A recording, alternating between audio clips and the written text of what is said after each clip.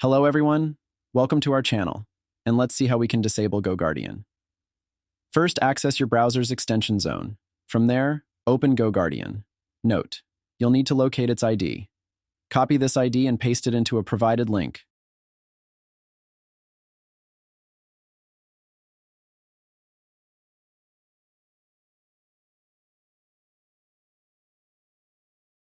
Replacing this specific part of the URL with the GoGuardian ID. Create a bookmark for this link, naming it A.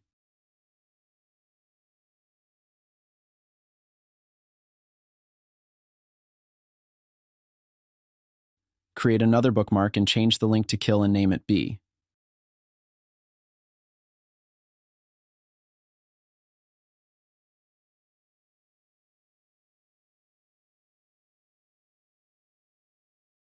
Now create one last bookmark. Change the link to hang and name it after saving these bookmarks. Open A, then press B and reload your page.